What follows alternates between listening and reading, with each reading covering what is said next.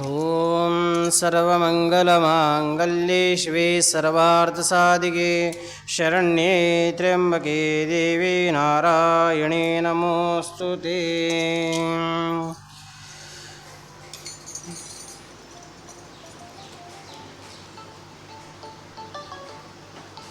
నల్లా నల్లానివాడు నామంబు గల్లవాడు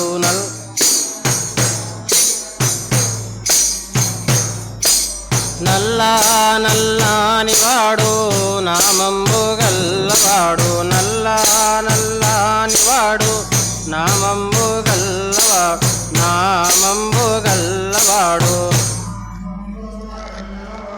నామంబు గల్లవాడు నామంబు గల్లవాడు నా స్వామి వేలరాడి గోవింద గోపాలుడే నా స్వామి వేలరాడి గోవింద గోపాలుడే నల్లా నల్లానివాడు నామంబు గల్లవాడు నామంబు గల్లవాడు నల్లా నల్లానివాడు నామంబు గల్లవాడు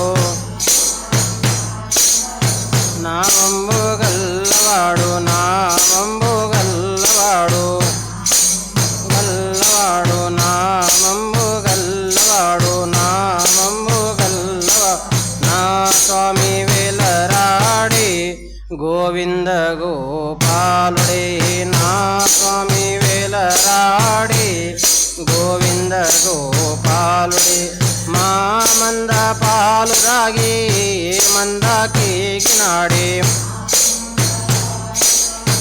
ఏ మందాకేగినాడే మా మంద పాలు తాగి ఏ మందాకేగినాడే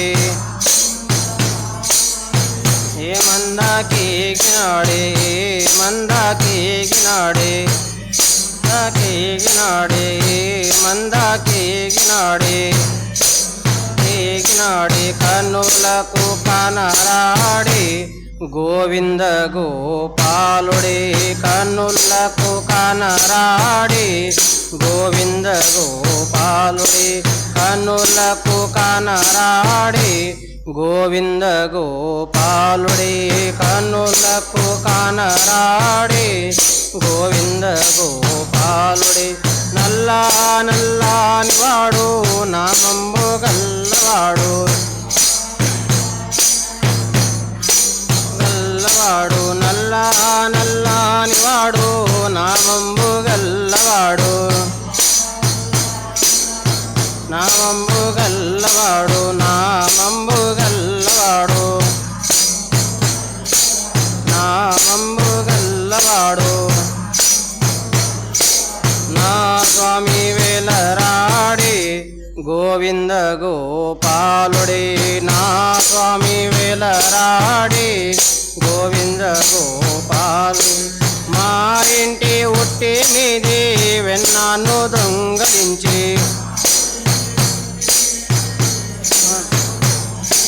మా ఇంటి ఉట్టి మీది వెన్నాను దొంగలించి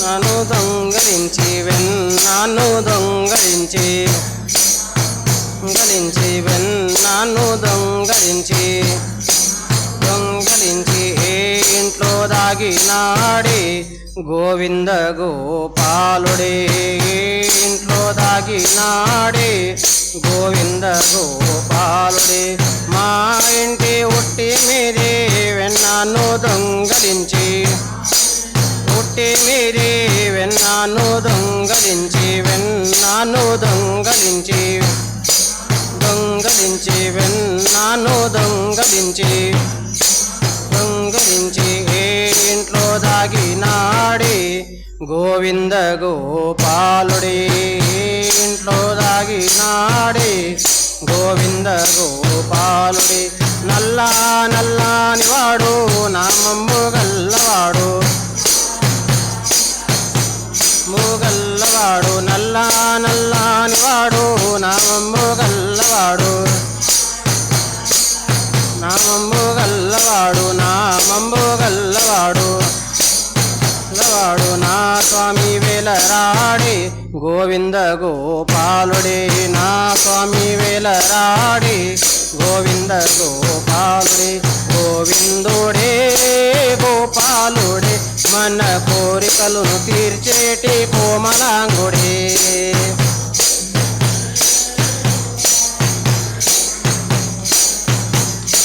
కోమలాంగుడే గోవిందుడే గోపాలుడే మన కోరికలను తీర్చేటి కోమలాంగుడే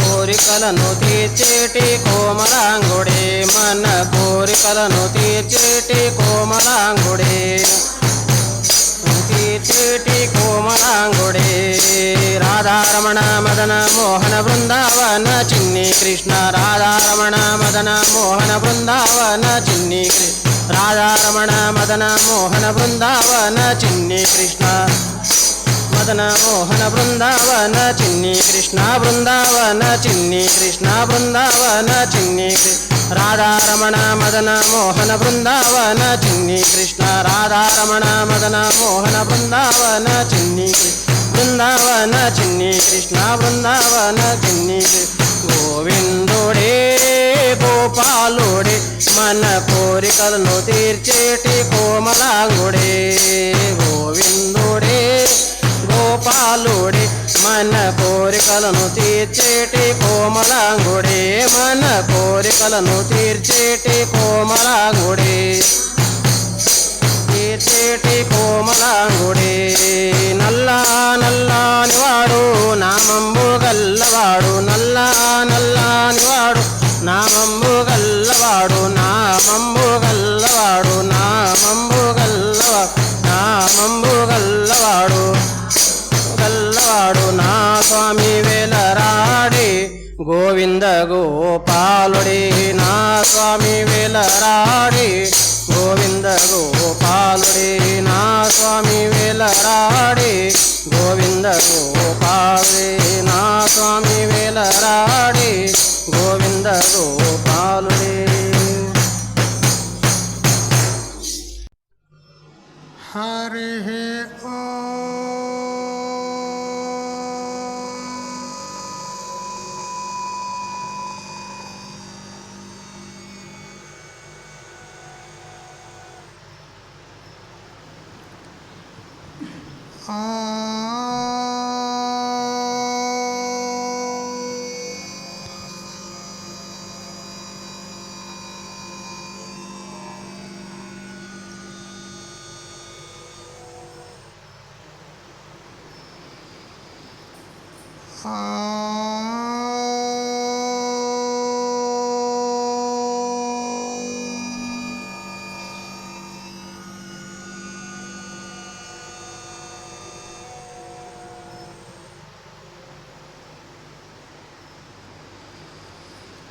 వంశీ విభూషితకరాన్నవనీరదాభాత్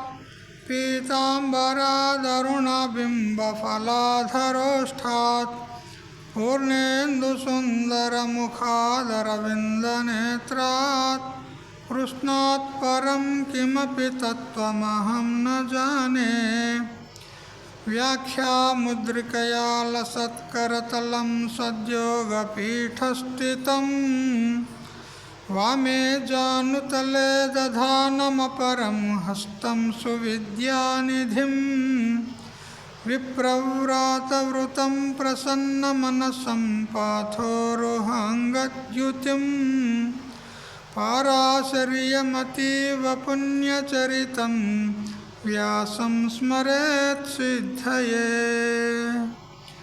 श्रुतिस्मृतिपुराणानामालयं करुणालयं नमामि भगवत्पादं शङ्करं लोकशङ्करम्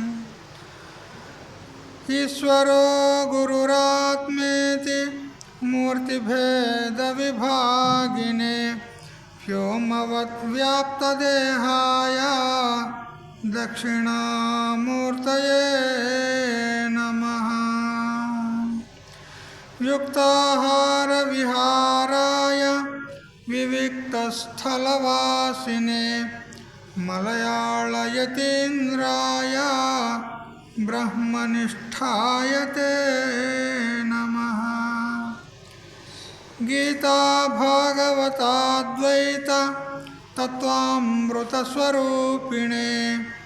गण्डीक्षेत्रनिवासाय रामकृष्णाय ते नमः। ॐ पूर्णमदः पूर्णमिदं पूर्णात् पूर्णमुदच्यते पूर्णस्य पूर्णमादाय पूर्णमेवावशिष्यते। ॐ शान्ति शान्ति शान्तिः। స్వాంత పరికల్పిత బ్రహ్మాండంతర్వర్తి సకల చరాచరములలో అసత్ జడ దుఃఖ మోహాత్మకమైనటువంటి సకల ఉపాధుల కంటే విలక్షణమై సత్ చిత్ ఆనంద రూపం చేత స్వయం ప్రకాశమానమై వెలుగొందుచున్నటువంటి ప్రత్యేక భిన్న పరమాత్మకు సాష్టాంగ ప్రణమిల్లుతూ, ఆత్మీయులారా, శ్రీమద్భగవద్గీత 2వ అధ్యాయము సాంఖ్యయోగంలో మనము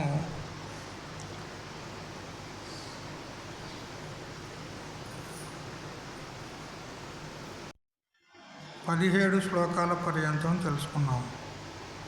ఇప్పుడు భగవంతుడు సద్వస్తువు యొక్క వర్ణనం చేసి అసద్వస్తువు యొక్క వర్ణనం చేస్తూ, సద్వస్తువు అవినాశి అపరిమేయం ఉంది అని చెప్తూ ఉన్నాడు. అందరు కలిసి శ్లోకం చెప్పండి. అంతవంత ఇమే దేహా నిత్యస్యోక్త శరీరిణః అనాశినో ప్రమేయస్య తస్మాద్ యుధ్యస్వ భారత.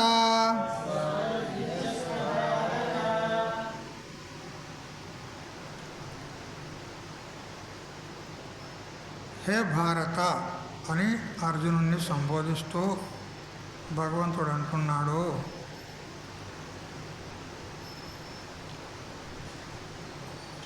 నిత్యస్య అంటే శాశ్వతంగా ఉండువాడును, అనాశినః అంటే నాశరహితుడును, అప్రమేయస్య అంటే ప్రమాణము చేత తెలియదగినవాడు కాడు, కేవలం శాస్త్ర ప్రమాణముల చేతనే తెలియదగినవాడు. మరియు శరీరిణః అంటే దేహధారి అయినటువంటి జీవుని యొక్క ఇమే దేహాః అంటే ఈ శరీరములు అంతవంతః ఇవి నశించునట్టివి అని ఉక్తాః అంటే చెప్పబడినవి. తస్మాత్ అందుకని హే భారత ఓ అర్జున యుద్ధస్వ అంటే యుద్ధం చెయ్యి అని శ్లోకార్థం.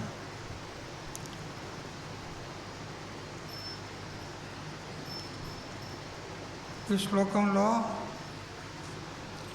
ఆత్మ అనాత్మ రెండింటినీ ఉల్లేఖనం చేసినాడు భగవంతుడు. ఆత్మ ఎలాంటిది? నిత్యుడు, అవినాశి, అప్రమేయము, మరి సకల శరీరాలను ధారణ చేసేటువంటి శరీరి. అతని యొక్క ఈ శరీరాలు ఏవైతే ఉన్నాయో, దేహాలు ఏవైతే ఉన్నాయో అవి అంతవంతములు, నాశవంతములు అని చెప్తున్నాడు.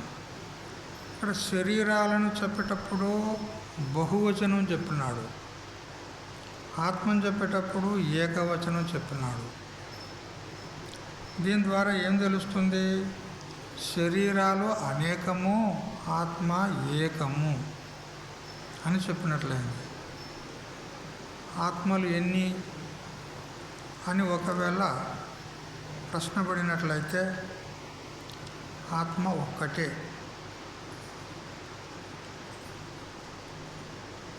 ఒకటే అయితే మరి ప్రతివారు కూడా నేను నేను నేను అని వ్యవహారం చేస్తున్నారు కదా. ఈ నేనుకు ఆ నేనుకు తేడా ఉందా లేదా? భేదం ఉందా లేదా? అనేక ఆత్మలు తెలియబడుతున్నాయి మాకు ప్రత్యక్షంగా. ఒకరంటే ఒకరు కాదు కదా. మరి ఇన్ని ఆత్మలు ఉండగా ఆత్మ ఒకటి అని ఎలా చెప్తున్నారు మీరు అని ఈ విధంగా శంక కలిగేందుకు అవకాశం ఉంది.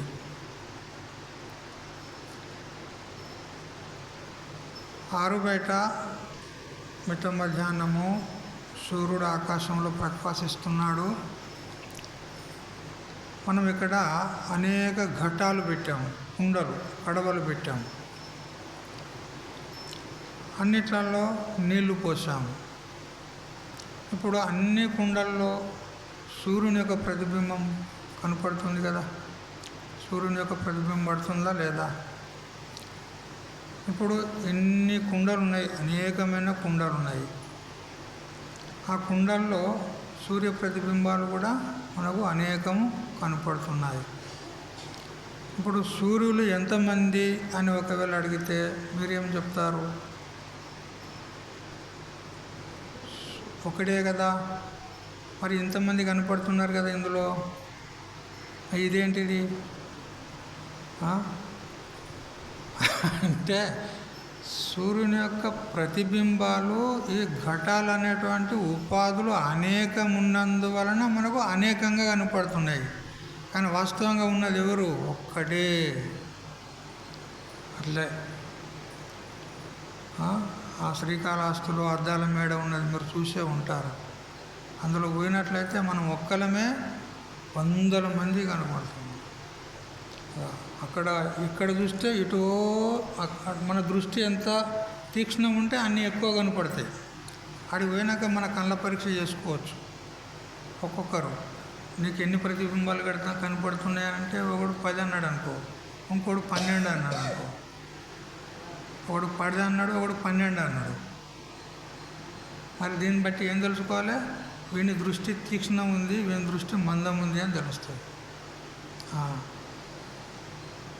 చూడు, ఇంతమంది ఉన్నారా, నువ్వు ఒక్కనివే కదా నిలబడింది. అట్లా అద్దాలు అనేటువంటి అనేక ఉపాధులు ఉన్నందువలన అనేకంగా కనపడుతున్నాయే కానీ ఉన్నది ఒక్కటే. అట్లా కుండలు అనేకంగా ఉన్నందువలన సూర్యుడు ఆ జలంలో ప్రతిబింబము అనేకంగా కనపడుతుంది. కానీ వాస్తవంగా ఉన్నది ఒక్కటే. అయితే మీరు ఒక ప్రశ్న చేయాలి. ఇప్పుడు ఏమని చేస్తారు చెప్పండి?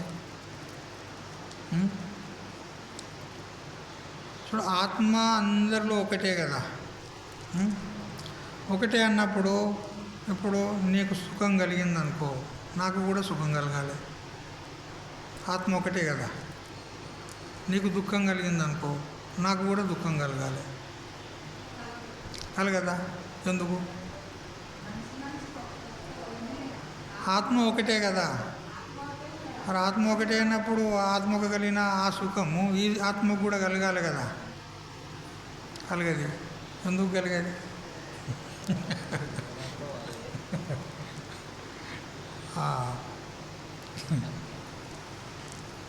తెలుసుకోదగిన విషయాలండి ఇవన్నీ. ఆత్మ ఒకటే అంటారు. మరి అందరికీ సుఖం కలిగితే అందరికీ సుఖం కలగాలి, లేకపోతే దుఃఖం కలిగితే అందరికీ దుఃఖం కలగాలి. ఒకడేమో సుఖపడుతున్నాడు, ఒకడేమో దుఃఖపడుతున్నాడు. ఇట్లెందుకు? మరి వానిలోని ఆత్మ ఈ ఆత్మ ఒకటే కదా.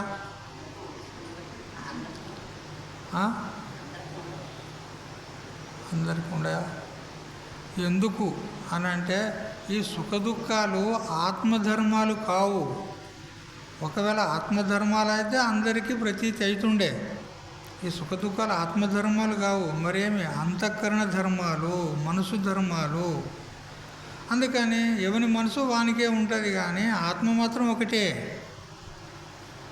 అయితే ఈ ఉపాధులు, మనస్సు, అంతఃకరణం అనేటువంటి ఉపాధులు భిన్న భిన్నంగా ఉన్నాయి కాబట్టి అవి ఉపాధి ధర్మాలు. వానికి కలిగే సుఖ దుఃఖాలు వానికే, వీనికి కలిగే సుఖ దుఃఖాలు వీనికే, అంతే. ఆత్మ ఒకటే. ఒకవేళ సుఖ దుఃఖాల ఆత్మధర్మమే అయితే మరి ఎక్కడెక్కడ ఆత్మ ఉంటుందో అక్కడక్కడ సుఖ దుఃఖాలు ఉండాలి. ఇప్పుడు గాఢ నిద్రలో ఆత్మ ఉందా లేదా? ఉంది కదా. ఉందనే లేచినావు, లేకపోతే మేము లేపాల పడుతుంది. తెలిసిందా? సుషుప్తిలో ఆత్మ ఉంది, కానీ అక్కడ సుఖ దుఃఖాలు ఉన్నాయా? సుఖ దుఃఖాలు లేవు. మరి ఆత్మ అయితే ఉంది. ఒకవేళ సుఖ దుఃఖాలు ఆత్మధర్మమే అయితే మరి ఆత్మతోనే ఉండాలి కదా అక్కడ కూడా. మరి అక్కడ లేవే. కానీ ఎక్కడైతే మనసు ఉంటుందో అక్కడనే సుఖ దుఃఖాలు కనపడుతుంది. ఎక్కడ? స్వప్నంలో, జాగ్రత్తలో. అంటే ఈ సుఖ దుఃఖాలు ఎవరి ధర్మాలు అంటే ఆత్మధర్మాలు కావు, ఇవి అంతఃకరణ ధర్మాలు. అయితే ఆత్మ మాత్రం ఒక్కటే. అదే ఇప్పుడు చూడండి, ఇప్పుడు ఇందులో కరెంటు ఫ్యాన్లో ఉంది, మైక్లో ఉంది, ఇందులో అన్నిటిలో ఉంది. మరి ఒకటేమో తిరుగుతుంది, ఒకటేమో మాట్లాడడానికి సాధనమైంది, ఇంకోటి వేరే పని చేస్తుంది, ఇంకోటి వేరే పని చేస్తుంది. కరెంటు ఒకటే కదా. మరి కరెంట్ ఒకటే అయితే ఒకటే పని చేయాలి. ఇన్ని పనులు ఎట్లా చేస్తుంది అది? అంటే ఇవన్నీ వేరే వేరే పనులు ఏవైతే ఉన్నాయి కదా, ఆయా ఉపాధులను అపేక్షించి జరుగుతున్నాయి. కానీ అన్నిటినీ ప్రేరేపించేది, అన్నిటికీ సత్తానిచ్చేది ఒకటే, కరెంటు. అట్లా మన దీపాల పండుగకు అనేకమైనటువంటి విద్యుత్ దీపాలు రంగురంగులవి పెట్టుకుంటాం మన మేడల మీద, భవనాల మీద.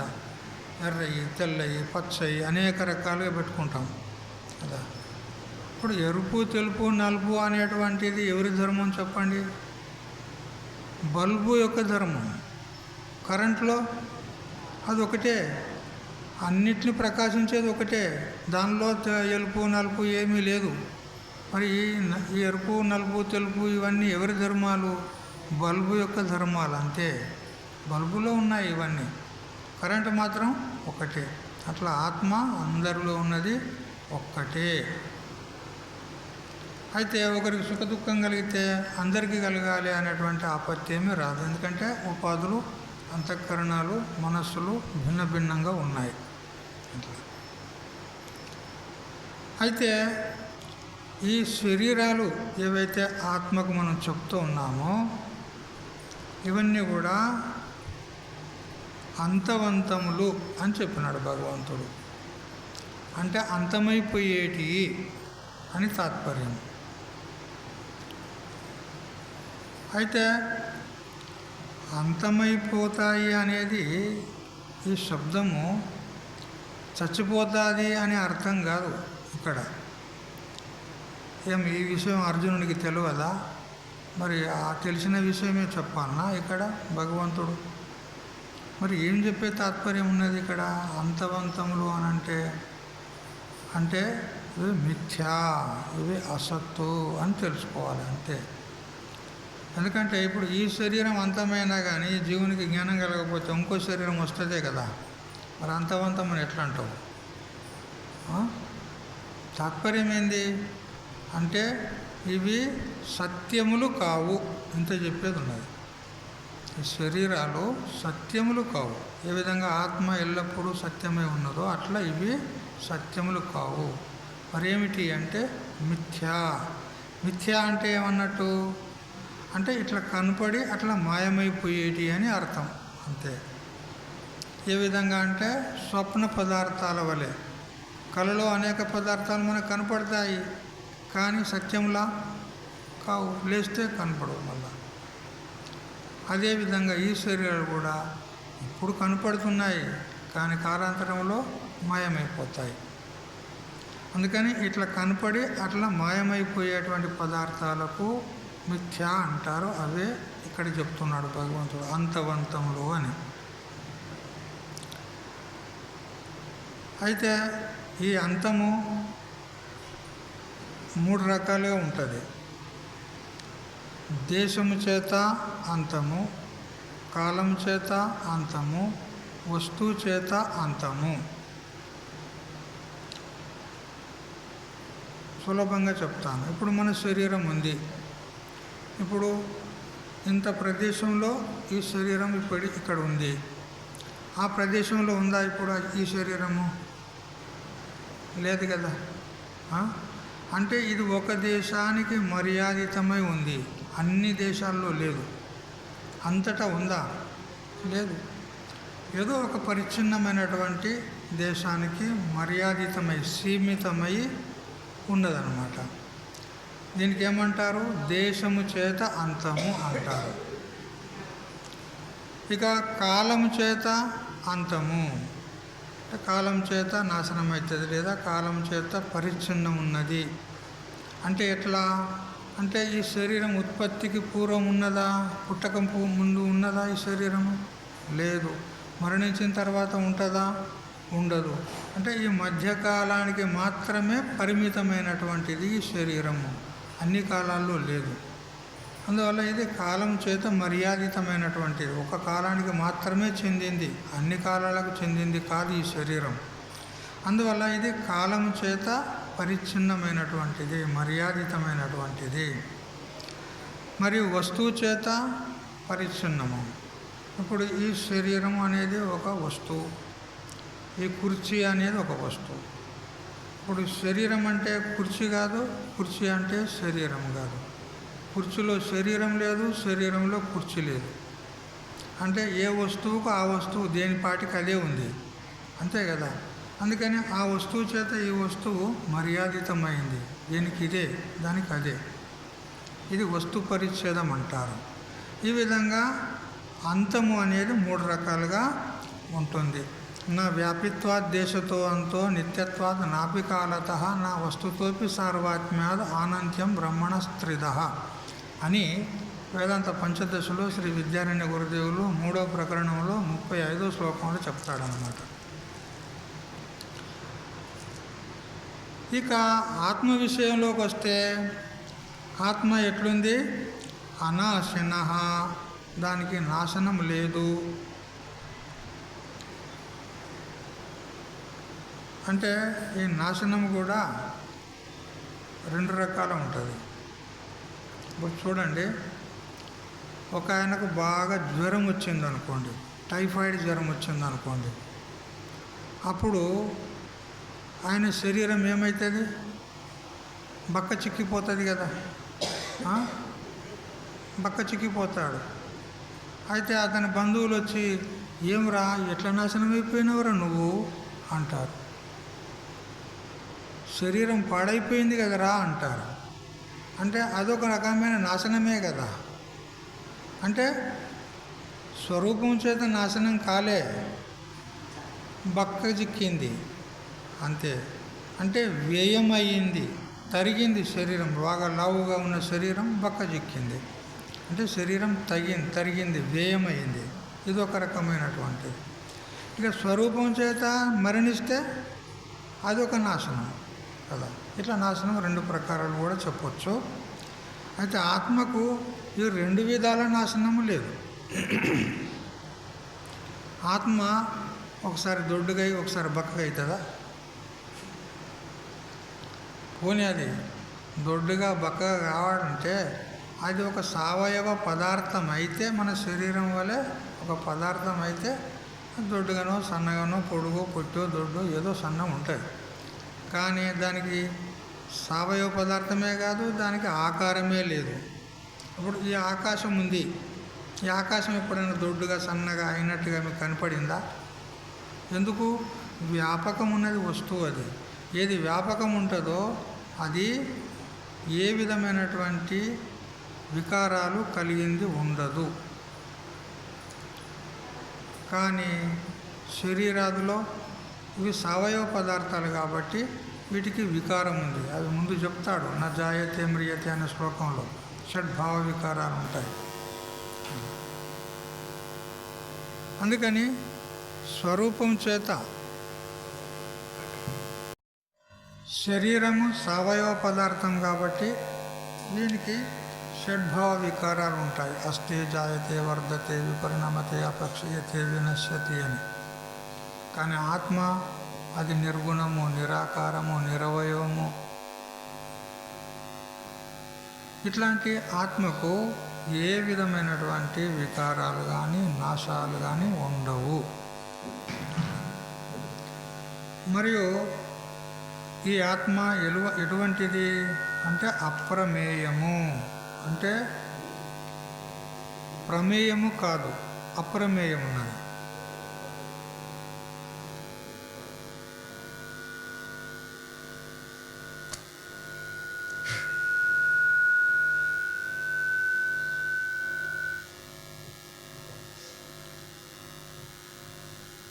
ప్రమేయము అంటే ప్రమాణానికి విషయము. ఇట్లా ఇప్పుడు ఎదురుగా ఒక ఘటం ఉందనుకోండి, ఒక కడవ ఉంది. ఆ ఘటాన్ని చూసి అయం ఘటః అంటాము. అంటే ఇది ఘటము, ఇది కుండ అని అంటాము. ఇప్పుడు ఇది కుండ ఉన్నది అనేటువంటి జ్ఞానము మనకు ఎలా కలిగింది చెప్పండి? నేత్రం ద్వారా చూసావు. మన నేత్రేంద్రియం ద్వారా మన మనస్సు బహిర్గతమయ్యి ఆ ఘటదేశ పర్యంతం వెళ్ళి ఘటాన్ని వ్యాపించిన తర్వాత ఆ ఘటాకారమైనటువంటి వృత్తి యందు ఈ చిదాభాసుడు జీవుడు అక్కడికి వెళ్ళి ఆ వృత్తితో పాటు ఇది ఘటము అని తెలుసుకున్నాడు. ఇది ఘటము అని తెలుసుకోవడానికి మనం నేత్రేంద్రియమును ప్రయోగం చేసినాము. కళ్ళు మూసుకుంటే కనపడిందా? కనపడదు కదా. అదే నేత్రేంద్రియం చేత మనము తెలుసుకున్నాం. కాబట్టి ఈ నేత్రేంద్రియమే ఆ ఘటమును చూడడానికి ప్రమాణము అనబడుతుంది కదా. అంటారు కదా, ఎవరైనా ఏదైనా ఒక చమత్కారమైనటువంటి వింత వస్తువును చూసి వచ్చాడు, వచ్చి మనతో చెప్తున్నాడు, ఓ అక్కడ ఎంత అద్భుతమైనటువంటి వస్తువు ఉన్నది, అది ఇదని చెప్తుంటే, ఏ పోరా ఏం చెప్తున్నావు అంటాం. లేదురా నా కళ్ళతో చూసినరా అంటాడు వాడు. నా కళ్ళతో చూసినరా అంటే కళ్ళు ఏమైనాయి అక్కడ? ప్రమాణమైనవి కదా. అందుకని నేత్రము ఇది ప్రమాణము. అట్లే శ్రోత్రము, త్వక్, చక్షు, జిహ్వ, గ్రహణ అనే పంచ జ్ఞానేంద్రియాలు కూడా ఇవి 5 ప్రమాణములు. ఏం ప్రమాణములు అంటే ప్రత్యక్ష ప్రమాణములు అంటారు. ఇక అదేవిధంగా మనము ఎక్కడైనా పర్వత ప్రాంతంలోకి వెళ్ళామనుకో, అక్కడ ఆ పర్వతం మీద నిటారుగా పొగ కనపడింది మనకు. ఆ పొగ మనకు కనపడిన తర్వాత వెంటనే ఏమంటావు నువ్వు? ఓ ఈ పర్వతం నందు అగ్ని ఉంది అంటావా లేదా? ఎట్లా చెప్పగలిగినావు అగ్ని ఉంది అని? ఆ పొగను చూసావు కదా, ఆ పొగను చూసి అగ్ని ఉంది అని చెప్తున్నావు. ఈ అగ్ని నీకు ప్రత్యక్షం ఉందా? పర్వతం నందు దూరాన ఉంది, అది నేత్రానికి కనపడదు, కానీ పొగను చూసి మాత్రం చెప్తూ ఉన్నావు. దీనికి ఏమంటారు? అనుమానము అంటారు. అనుమానం అనేది ఒక ప్రమాణం. మీరెవరింటికన్నా వెళ్ళారనుకో, లేక ఒక అప్పిచ్చిన ఆయన అప్పు తీసుకున్నవాని ఇంటికి పోయిండు అనుకో. ఇప్పుడు లక్షల కొద్దీ అప్పు తీసుకున్నాడు వాళ్ళ దగ్గర, మరి అప్పు ఇవ్వాలంటారా?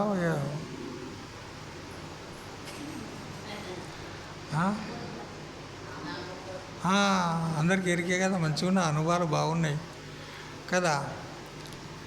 అప్పు తీసుకున్న వానికి మరి ఇచ్చిన వానికి మళ్ళీ ఇవ్వనా లేదా? అయితే అప్పులు ఎక్కువైనాయి, తీర్చలేకపోతున్నాడు. ఆ అప్పు ఇచ్చిన వాడు పదే పదే వస్తున్నాడు, ఇబ్బంది పెడుతున్నాడు. అయితే ఒకనాడు అలా వస్తున్నాడు బజార్ నుంచి, ఆ అప్పులు ఇచ్చినవాడు రావడం చూశాడు. ఈ అప్పు తీసుకున్నవాడు ఇంట్లో కూర్చొని చూశాడు, బజార్లో నుంచి వస్తున్నాడు. అప్పుడు ఒక అమ్మాయి ఉన్నది, వాళ్ళ బిడ్డ. అమ్మ అమ్మ ఇగో నువ్వు మా నాన్న లేడని చెప్పు. మా నాన్న లేడని చెప్పు అన్నాడు. అని చెప్పి వాడు గదిలోకి విన్నాడు, అంత తలుపులు వేసుకున్నాడు. ఇక వాడు ఇంటికి రానే వచ్చాడు. ఏం వెంకటేశము అన్నాడు ఆ శెట్టి గారు. అంటే వాడు సపోర్ట్ చేస్తలేడు, ఎందుకంటే అప్పులు వాడు వచ్చి ఇబ్బంది పెడతాడని. ఆ అమ్మాయి కనపడింది. ఏమమ్మా మీ నాన్న లేడా? చిన్నపిల్లలైతే మరో రకంగా చెప్తారు, కానీ ఇవి కొంచెం జర బుద్ధిమంతురాలనుకో. లేడండి అని అన్నది. అనగానే వాడు ఇటు అటు చూసేసరికి ఆ ద్వారం ముందు చెప్పులు ఉన్నాయి. ద్వారం ముందు చెప్పులు ఉన్నాయి. ఏమ్మా చెప్పులు ఇక్కడే ఉన్నాయి కదా, మీ నాయన పోయి లేడని అంటున్నావు అంటే ఇప్పుడు దొరికిపోయిందా లేదా? అంటే ఇప్పుడు ఆ చెప్పులను చూసి ఏం చేసిండు ఆ పోలీసునైనా? అనుమానం చేసిండు, వీడు ఇంట్లోనే ఉన్నాడు. ఇది అనుమానం. ఇట్లా అనుమానం మనం బాగానే చేస్తాం లోకం లోపల. తెలివి బాగానే ఉంది మనకు. చాలా వరకు 50% అనుమాన వ్యవహారమే జరుగుతుంది కదా. ఇట్లా ఇక ఒక ఆయనకు ఒక కొడుకు పుట్టాడు. అయితే ఆయన భార్య కనడానికి తల్లిగారింటికి పోయింది. పోతారు కదా, పురిటికి పోతారు కదా తల్లిగారింటికి. తల్లిగారి ఇల్లు దూరం ఉన్నది, వేరే ఊరు ఉన్నది, ఈయన ఊరు వేరే ఉన్నది. ఇక ఆమె పోయిన తర్వాత మంచి కుమారునికి జన్మనిచ్చింది. అప్పుడు ఆ అమ్మగారి యొక్క తండ్రి ఏం చేశాడంటే, మరి అతనికి చెప్పాలి కదా ఇతను కొడుకు పుట్టిండని అని ఒక మనిషిని ఇచ్చి పంపించాడు. పంపించి ఆయన గారికి చెప్పిరండి అతనికి కుమారుడు జన్మించాడు అని. ఆయన వచ్చినాడు, ఆ మనిషి వచ్చి ఇతనికి చెప్పినాడు, పుత్రస్తే జాతః, నీకు కొడుకు జన్మించాడు అని అన్నాడు. ఇప్పుడు ఇతడు నాకు కొడుకు కలిగిండు అనే జ్ఞానం అయిందా లేదా? నాకు కొడుకు జన్మించాడనే జ్ఞానం ఇతనికి అయిందా లేదా? ఎట్లయింది? ఈయన ప్రత్యక్షంగా పోయి చూసిండా? చూడలే. చెప్పిండు. అదేంటిది? శబ్దం కదా. ఇక దీనికి శబ్ద ప్రమాణం అంటారు. అంటే శబ్దం చేత కూడా మనకు జ్ఞానం అవుతుంది. ఇది శబ్ద ప్రమాణం అంటారు. ఇక ఒక ఆయన అడవికి పోయిండు. సిటీలో ఉండేవాడే, ఎప్పుడు అడవికి పోలేదు. అక్కడ గవయ పశువులని ఉంటాయి. అయితే ఎక్కడో చదువుకున్నాడు, గవయ పశువు ఉంటుంది అని చదువుకున్నాడే, కానీ ప్రత్యక్షంగా చూడలే ఈ పట్టణంలో ఉండే వ్యక్తి. ఆయన అకస్మాత్తుగా ఏదో పని మీద ఆ పల్లెటూరుకు పోయినాడు, అరణ్యంలోకి పోయినాడు. అరణ్యంలో పోయిన తర్వాత ఆ అరణ్య పురుషుడు ఒక ఆయన కలిసినాడు. కలిసిన తర్వాత, అయ్యా ఇక్కడ గవయ పశువులు ఉంటాయంట, ఎక్కడ ఉంటాయి, ఎట్లా ఉంటాయి అని అడిగినాడు. అంటే ఆ అరణ్యక పురుషుడు అన్నాడు, గో సదృశో గవయ అన్నాడు. నీలిగాయ అంటారు హిందీ లోపల. తెలుగులో ఏమంటారో ఏమో తెలియదు. అయితే ఆ గవయ పశువు ఎలా ఉంటుందంటే గో సదృశో గవయ అన్నాడు. అంటే ఆవు వలె గవయ పశువు ఉంటుంది అని చెప్పినాడు. ఆవు వలె, వలె అనేది ఏం చెప్తుంది? ఇది సాదృశ్యాన్ని చెప్తుంది.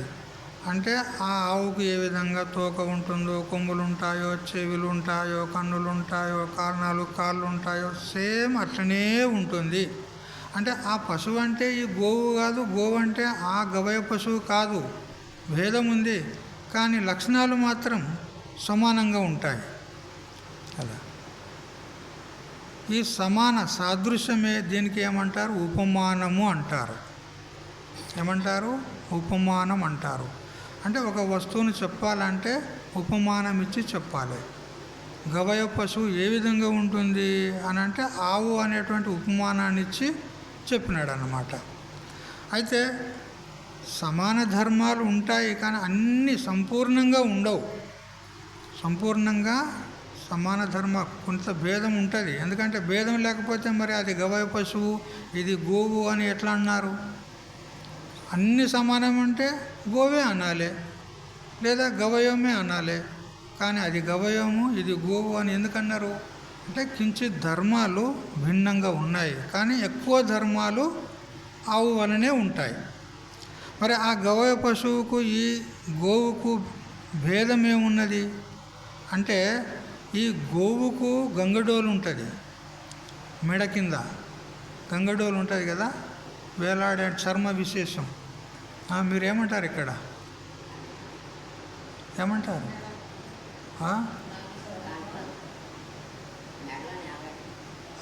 ఏమో నాకు తెలియదు. గంగడోలు అంటారు, గలకంబలం అని సంస్కృతంలో అంటారు. అయితే ఆ గవయ పశువుకు మెడ కింద వేలాడబడే చర్మ విశేషం గంగడోలు ఉండదు, ఆవుకు ఉంటుంది, దానికి ఉండదు. అదన్నమాట, ఇంత తేడా ఉంటుంది. అయితే ఇప్పుడు ఏమైంది? ఆ గవయ పశువుని చెప్పాలంటే ఈ గోవును ఉపమానంగా ఇవ్వవలసి వచ్చింది. ఇది ఉపమాన ప్రమాణము అంటారు. కొందరు సాహిత్యకారులు ఆ కావ్యాల్లో ఒక స్త్రీని వర్ణించేటప్పుడు ఆమె యొక్క ముఖం ఎలా ఉంది అని అంటే చంద్రముఖి అని వర్ణన చేస్తాడు. అక్కడ చంద్రముఖి అంటే చంద్రుని వంటి ముఖము గలది అని అర్థం. చంద్రుడు ఏ విధంగా గుండ్రంగా ఉంటాడు. మరియు అది మొన్నటి జ్ఞాపకం వచ్చింది నాకు కదా. అయితే చంద్రుని వలె గుండ్రంగా ఉంది ఈమె ముఖం కూడా. మరియు చంద్రుడు ఏ విధంగా ఆహ్లాదంగా ఉంటాడు కదా, అందరికీ మనకు ప్రసన్నతను కలిగిస్తాడు కదా, అదేవిధంగా ఈమె ముఖం చూస్తే కూడా చూసిన వారికి ప్రసన్నత ఏర్పడుతుంది, ఆనందం కలుగుతుంది. అందువల్ల చంద్రుని వలె ఈమె ముఖం ఉంది అంటే ఈమె ముఖమును వర్ణించడానికి చంద్రువును ఉపమానంగా తీసుకున్నాడు కవి. ఇట్లా ఉపమాన ప్రమాణం అనేది ఇట్లా ఉంటుంది అన్నమాట. ఇంకొకటి అర్థాపత్తి ప్రమాణం అనేది ఒకటి ఉంటుంది. ఇప్పుడు ఒక ఆయన లావుగా ఉన్నాడు, మంచిగా పెహల్వాన్ లాగా ఉన్నాడు, బాగా ఉన్నాడు, కానీ ఆయన దినం పూట భోజనం చేయడు. దినం పూట భోజనం చేయడు. మరి ఇప్పుడు దినం పూట భోజనం చేయకున్నా కానీ ఆ శరీరం లావుగా ఉండాలంటే భోజనం చేసి ఉండాలంటారా? భోజనం చేయకుండానే లావుగా ఉంటుందా శరీరం? భోజనం చేస్తేనే కదా, ఎందుకంటే ఇది అన్నమయ శరీరం. అన్నం లేకపోతే సన్నమయ, అంతే కదా. సన్నమవుతుంది శరీరం, లేదా మరణిస్తుంది. పితృభుక్తాన్న జాత్ వీర్యాత్ జాతో అన్యేనైవ వర్ధతే. తల్లిదండ్రులు తిన్నటువంటి అన్నము చేతనే ఈ శరీరము ఉత్పన్నమైంది. అన్నం చేతనే బ్రతుకుతుంది, అన్నం లేకపోతే మరణిస్తుంది. అందుకని ఈ శరీరము అన్నమయం ఉన్నది. మరి దీనికి అన్నం లేకపోతే ఆ లావుగా ఉండేది సంభవం అవుతుందా? లేదు, సంభవించదు. మరి ఏమి చేస్తుండొచ్చు అతడు అంటే, దినం పూట భోజనం చేయకున్నా రాత్రిపూట భోజనం చేసి ఉంటాడు అని మనం కల్పన చేస్తాం. కల్పన, ప్రత్యక్షం లేదు మనకు. అతడు రాత్రి భోజనం చేస్తుండగా మనం చూడలే. కానీ అతడు ఇంత లావుగా ఉన్నాడంటే, ఇంత స్థూలంగా ఉన్నాడంటే రాత్రిపూట భోజనం చేసి ఉంటాడు అని కల్పన చేస్తాం మనం. ఇప్పుడు రంజాన్ పండుగ వస్తుంది. ఉన్నారా ఇక్కడ మీ కొత్తపేటలో ముస్లింలు ఉన్నారా? వాళ్ళకు ఒక రంజాన్ పండుగ అని వస్తుంది. వాళ్ళు ఒక నెల రోజులు దినంలో భోజనం చేయరండి. మంచినీళ్ళు కాదు, ఉమ్మి కూడా మింగరు. వాళ్ళ నియమం, వాళ్ళ వ్రతం. మరి ఎప్పుడు తింటారు? సూర్య అస్తమయం కాగానే గబా గబా వండుకుంటారు, తింటారు, పంటారు. మళ్ళా సూర్యోదయం కాకముందుకే వండుకొని తింటారు, మోకలు అయిపోతారు. సూర్యోదయం అయితే తినేది లేదు, వాళ్ళ నియమం అన్నమాట. మరి వాళ్ళు మంచిగానే ఉంటారు, మళ్ళీ వాళ్ళ పనులు చేసుకుంటారు, దినం పూట అన్ని పనులు చేసుకుంటారు. మరి అంత చక్కగా చురుకుగా వాళ్ళు పని చేసుకుంటున్నారంటే మరి ఎప్పటిలాగానే ఉంటున్నారంటే భోజనం చేసి ఉంటారా లేదా? ఉంటారు. ఎప్పుడు చేసి ఉంటారు? రాత్రిపూట. అదనమాట. అంటే రాత్రి భోజన కల్పన చేస్తున్నాం మనం. ఈ స్థూలత చూసి ఆయన లావుగా ఉన్నాడు అది చూసి రాత్రి పూట భోజనం చేసి ఉంటాడు అని రాత్రి భోజనం యొక్క కల్పన మనం చేస్తాం. ఇది అర్థాపత్తి ప్రమా అంటారు. అర్థాపత్తి ప్రమాణం అంటారు. ఇంకొకటి, ఈడ భూమి మీద కుండ ఉన్నదా? ఇప్పుడు ఈడ ఘటం ఉన్నదా? ఈడ ఉందా? ఉందా? లేదు. లేదనే జ్ఞానం నీకు ఎట్లా కలిగింది? ఈడ ఘటము లేదు అనే జ్ఞానం నీకు ఎట్లా కలిగింది? అంటే ఏది ఘటః అత్ర అస్తి చేత్ తరిహి ఉపలభ్యేత. ఒకవేళ ఇక్కడ ఘటము ఉన్నట్లయితే కనపడేది కదా, మరి కనిపించుట లేదంటే లేదు ఘటం. ఇది అభావ ప్రమా అంటారు కదా, అనుపలబ్ధి ప్రమాణం అంటారు. ఇవన్నీ శాస్త్రంలో చెప్పినవి ఉంటే ఇవి మీరు ఎప్పుడు విన్నవి కాదు. అయినా కానీ ఇక్కడ అప్రమేయం అని చెప్తున్నాడు భగవంతుణ్ణి. మరి అదొక్క శబ్దం చెప్పాలంటే ఇవన్నీ చెప్పాలి. అంటే ప్రత్యక్ష ప్రమాణము, అనుమాన ప్రమాణము, ఉపమాన ప్రమాణము, శబ్ద ప్రమాణము, అర్థాపత్తి ప్రమాణము, అనుపలబ్ధి ప్రమాణము, ఈ 6 ప్రమాణాల చేత కూడా ఆత్మ తెలియబడేది కాదు.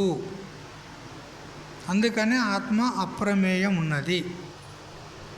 ఉల్టా ఈ ప్రమాణాలన్నీ కూడా ఎవరి యొక్క సత్త చేత, ఎవరి మనుగడ చేత, ఎవరి స్ఫూర్తి చేత ఇవి వాటి వాటి వ్యాపారాలను చేస్తున్నాయో దాన్ని ఈ ప్రమాణాలు ఇవి కూడా తెలుసుకోలేవు. అది ఎవ్వరికి తెలియబడేది కాదు ఆత్మ. తెలియబడేదంటే మన కళ్ళతో చూడగలమా ఆత్మను? అనుమానం చేయగలమా? ఏ ప్రమాణానికి తెలియబడేది కాదు. అయితే మహాత్ములు శబ్ద ప్రమాణం చేత తెలుసుకోవచ్చు కదా అంటారు కదా. ఇక దానికి అనేక ప్రక్రియలు ఉన్నాయి. శక్తి వృత్తి చేత కాకుండా లక్షణావృత్తి చేత, ఫలవ్యాప్తి చేత కాకుండా వృత్తి వ్యాప్తి చేత, అది చాలా సూక్ష్మమైనటువంటి విషయం, అది మనకొద్దు కదా. ఈ విధంగా అనాశి ఉన్నది ఆత్మ, అప్రమేయం ఉన్నది, మరియు ఈ శరీరాన్ని ధారణ చేసి కూడా శరీరానికి అధిష్టానమై సాక్షిరూపమై ఉంది కదా. ఈ శరీరం యొక్క స్థితిగతులను అన్నిటిని తెలుసుకునేది ఎవరు? ఆత్మనే కదా.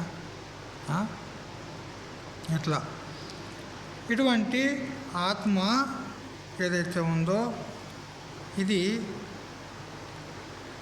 సర్వవ్యాపకమయ్యి సర్వానికి అధిష్టానమయ్యి ఏ ప్రమాణానికి గోచరం కాకుండా, ఏ ప్రమాణానికి తెలియకుండా సూక్ష్మంగా ఉంది.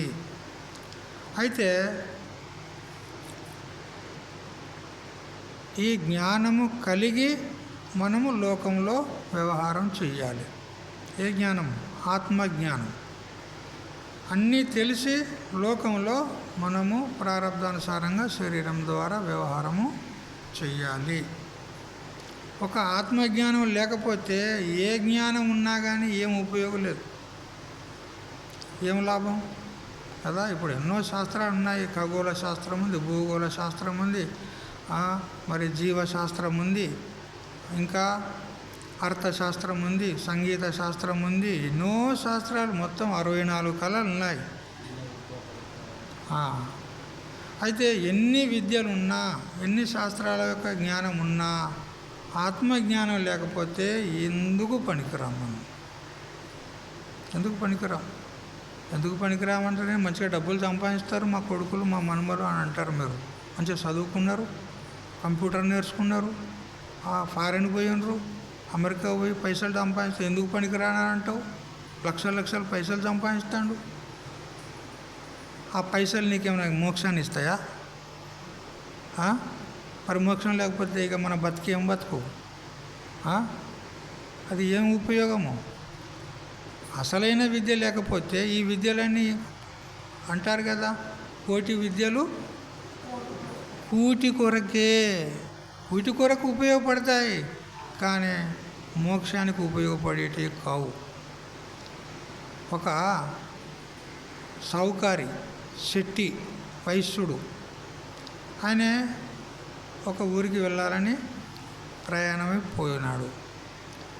పోగా మధ్యలో ఒక నదిని దాటవలసి వచ్చింది. గంగా నది అసంటిది కదా, అది చాలా విస్తారంగా పారుతుంది. మామూలుగా ఇక్కడ గోదావరి నది ఎంతో విస్తారంగా పారుతుంది, గంగా నది మరీ విస్తారం ఉంటుంది. అయితే నిండుగా నీళ్లు ప్రవహిస్తూ ఉన్నాయి నదిలో. అయితే ఈ వైపు నుంచి ఆ వైపుకి వెళ్ళాలి, తన గ్రామాన్ని చేరుకోవాలంటే ఆ వైపు ఉంది అక్కడ. ఇప్పుడు ఏం చేయాలి అతడు అంటే, ఇప్పుడు ఒక పడవను ఆశ్రయించాలి కదా. పడవను ఆశ్రయిస్తే అలా దాటి వెళ్ళిపోతాడు. అయితే అక్కడ పడవ వాళ్ళు ఉన్నారు. అతను ఒక ఆయనను అడిగినాడు, అయ్యా నన్ను ఆవలి వైపుకు చేరుస్తావా అంటే, చేరుస్తాను తప్పకుండా, ఏం గదే పని చేస్తున్నాం మేము అని అంటారు. అంటే సరే అని ఆ పడవలో ఎక్కినాడు. ఎక్కిన తర్వాత కొంత దూరం పోయిన తర్వాత, ఏమయ్యా కైవర్తక అంటే పడవ నడిపేవానికి కైవర్తకుడు, కేవట్ అంటారు హిందీలో, తెలుగులో పడవ నడిపేవాడు. ఆయనను ఈ శెట్టి గారు అడుగుతాడు, ఏమయ్యా నీకు వ్యాకరణం వచ్చా అని అడిగినాడు. వ్యాకరణం అంటే అతని శబ్దమే తెలియదు అతనికి. వ్యాకరణం అనే శబ్దమే తెలియదు, ఆ వ్యాకరణం ఎట్లుంటుందో అసలుకే తెలియదు. ఏమో అయ్యా ఆ వ్యాకరణం గోకరణం నాకేం తెలియదు అంటాడు. ఎందుకురా ఈ బతుకు? వ్యాకరణం అంటే సంస్కృతం అంటే మన భాష సంస్కరింపబడుతుంది అని అర్థం.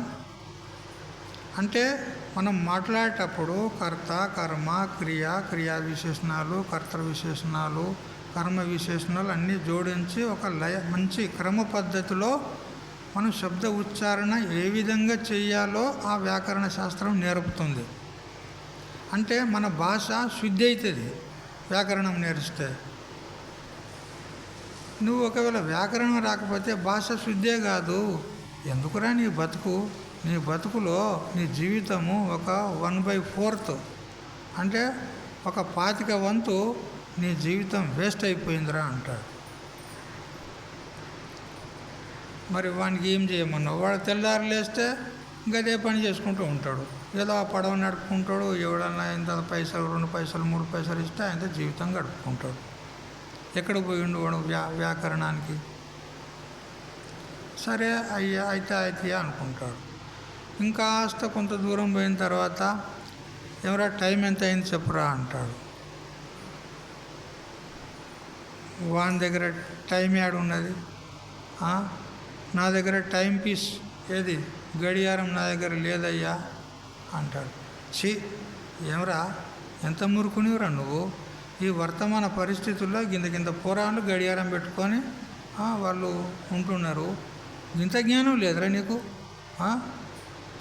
నీ బతుకు పాడువాడా, సగం బతుకు నీ నాశనం అయిపోయిందిరా అంటాడు.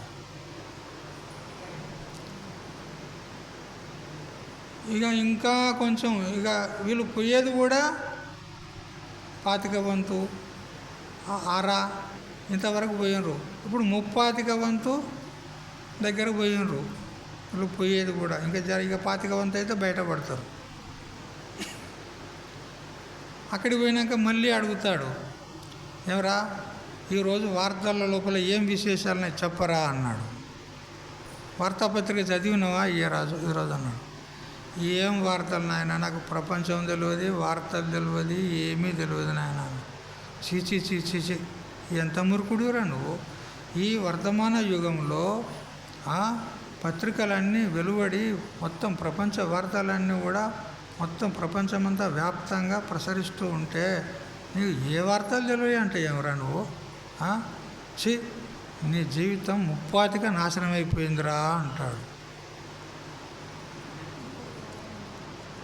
మరి ఏం చేయమన్నావు అని పాపం వానికి ఏం తెలియదు, అనాడి కదా.